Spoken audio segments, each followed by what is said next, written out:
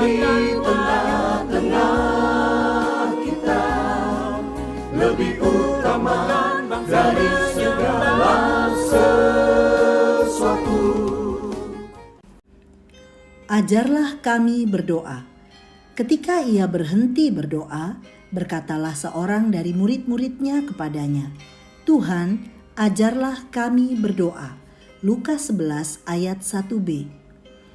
Sahabat Iktus yang dikasihi Tuhan, ajarlah kami berdoa merupakan sebuah kerinduan dari dalam hati untuk menikmati hubungan intim dengan Tuhan melalui doa.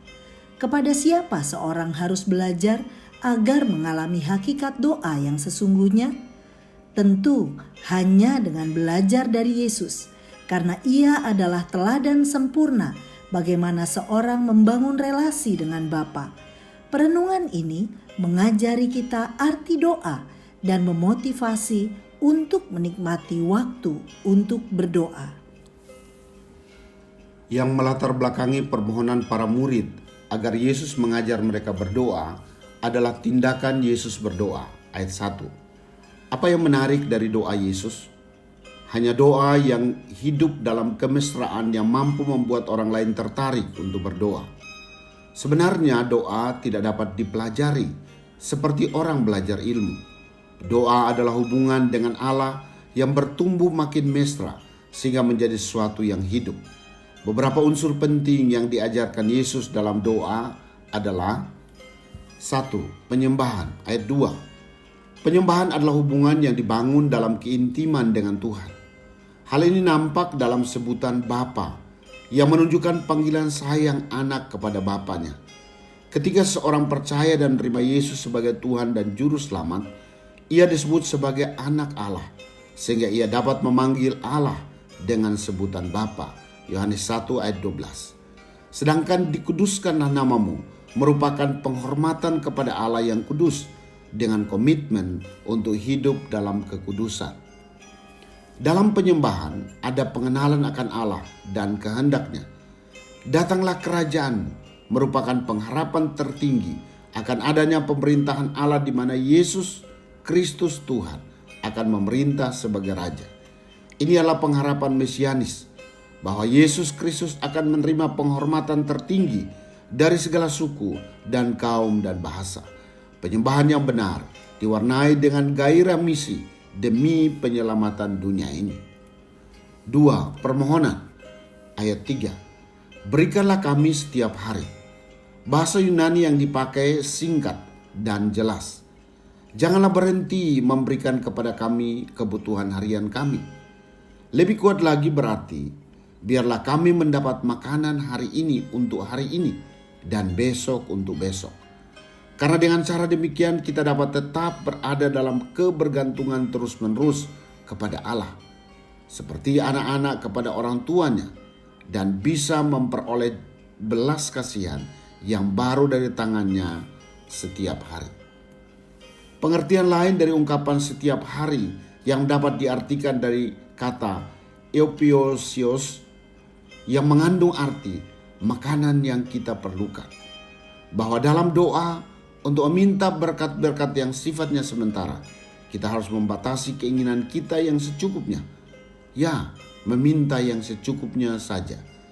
Jadi yang dapat dipelajari dalam bagian ini adalah kebergantungan pada Allah setiap hari dan menantikan berkat yang secukupnya. 3. Pengakuan dosa, ayat 4. Dosa adalah pelanggaran terhadap perintah Allah dan berakibat putusnya relasi dengan Allah. Dosa menjadi penghalang doa dan hanya pengakuan dosa yang dapat meningkatkan kualitas doa kita menjadi doa yang efektif atau memberi dampak dalam kekekalan. Tuhan Yesus telah mengerjakan karya penebusan di kayu salib dan pengampunannya sempurna atas manusia berdosa yang mau datang padanya. Seorang yang telah menerima pengampunan dari Tuhan seharusnya pun hidup dalam komitmen untuk mengampuni. Selanjutnya adalah permohonan untuk dijauhkan dari pencobaan, karena banyak kemungkinan yang membuat manusia jatuh ke dalam dosa sehingga hubungan dengan Tuhan jadi rusak.